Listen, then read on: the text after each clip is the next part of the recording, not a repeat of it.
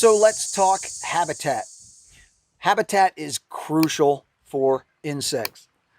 And look, if you're going to go in collecting, you kind of have to know what good habitat is. Insects are very predictable in most cases, though. Your daytime insects are going to be looking at flower heads. Your daytime insects are going to be looking for flyways, areas that are open and exposed to the sun, open and exposed for a variety of plants and plant foods. Those are the places that you're going to find the insects moving. But they also travel. Insects tend to travel a lot, and they cover a lot of ground. So when we talk about flyways, we could be talking about streams, large creeks, even rivers.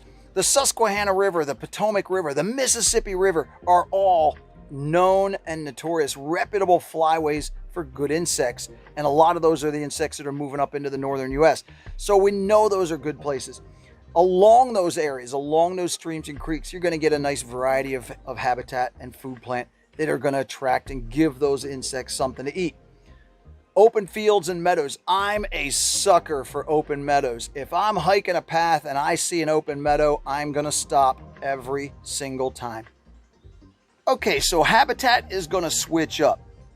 Everywhere you go, it's going to be a little bit different. In some cases, a lot of bit different. Look at the eastern U.S. versus western U.S. The habitat changes, the environment changes right along with the insects. And it helps to know a little bit about the life history of these things. What are they going to eat? What are they going to feed on?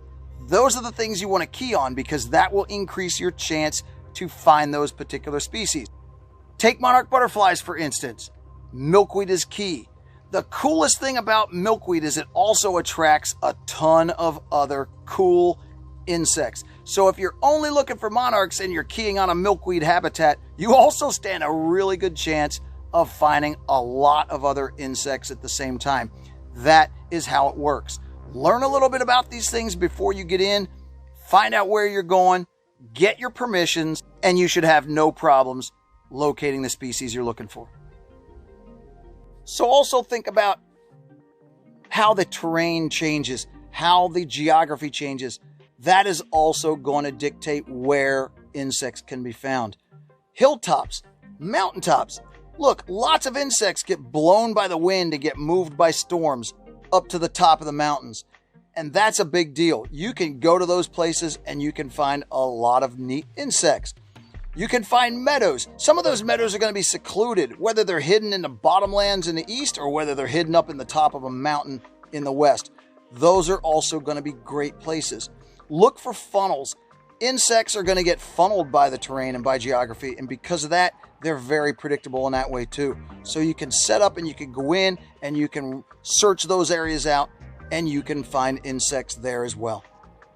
Again, technology can play into this as well. Some of your phone apps, your Onyx map, for instance, will put you into those types of places. It will show you the topography. It will show you where the changes are, and you can find things a lot easier and access those points a lot easier. And you don't always have to travel so far to do it. Sometimes you can see where the roadways are, that you can drive closer, you can get in a little closer and do a little less hiking than what you thought you were going to have to do. The old school technology of road maps, especially those maps that offer the topographic lines. Look, I used to use topo maps all the time, and we would find great overlooks and really cool places to find insects and find those funnels, especially find the streams, the hidden pools, the little hidden lakes and ponds that are around. Those are also great places to find insects. So you have to use the technology you have available. Old school, new school, doesn't matter. Use what you got and try to get yourself into the position to find the most insects that you can. Now, in the east, we deal with a lot of clear cut. We deal with a lot of lumbering and timbering out in areas. We don't see the forest fires and the large, landscape fires that they have out west, but we still use those areas similar to the same, whereas when you cut out those larger mature trees, that allows that new undergrowth, that allows a lot of that young growth to come in. That also gets a lot more sunlight to the ground, and that's going to permit a lot of flowers and lots of neat things to grow that are going to attract insects. Your burned areas out west are very much the same.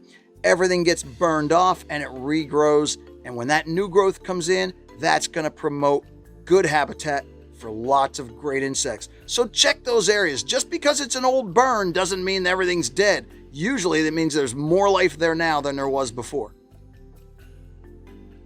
One of the easiest accesses that I can find into good bugs is right along roadways. All right, roadside collecting is a very, very common way of doing it. Nowadays, it can be a very dangerous way of collecting. So please be careful. Look where you're going, watch where you park.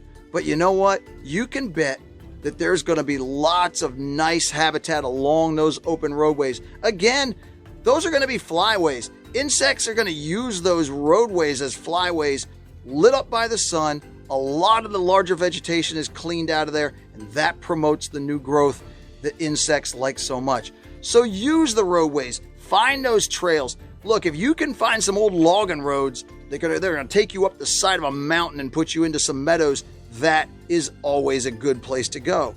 Just be careful, watch what you're doing, and don't get yourself into trouble. Hey, look, now it is an impulsive way to collect is to cruise roads and paths and look for insects both on those roads as well as along those roads. But I want to point something out really important. I want to point out the fact that there are private property attached to those access points. You want to knock on doors, you want to talk to people before you access properties and try to get in there and collect insects and bugs. So when you're in some of that habitat, now you got to get a little more specific, because there's not always going to be flowers. There's not always going to be obvious things to look at.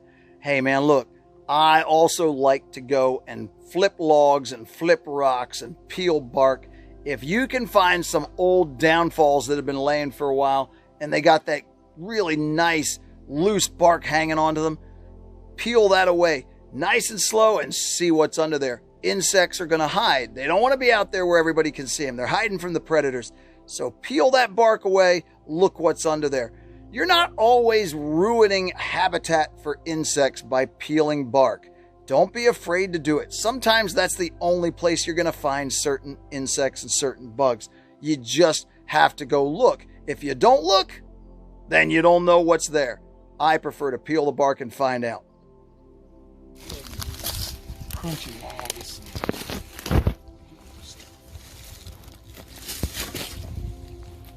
Worms. All right, guys, so check it out. I have a bunch of ants that I found underneath the bark here on this tree. And what I found was we got some larvae and some pupa mixed in. A lot of people don't realize how tasty this stuff is. And I'm not doing this to gross you out, because I realize most people have a really hard time contemplating eating insects or even really understanding why somebody would. The first thing you need to understand is, first of all, they're not going to hurt you. Insects are 100% protein. The second thing you need to realize is insects are tasty. And especially when it comes to ant pupa and ant larvae, they are extremely tasty. It's not exactly a trailside snack, but it's the next best thing to one. Again, 100% protein, and they taste pretty good. It's just insects, and there's plenty of them out there, and most of them are pretty good. Hey man, if you like what you're seeing here, if you enjoy the videos, and if you're getting something out of this, that is awesome. That is what I do. Be sure you like and subscribe. Guys, we're monetized now, so you're helping me cover some gas money by doing so, and I really, really appreciate it, because I could not do this without you guys. Thanks.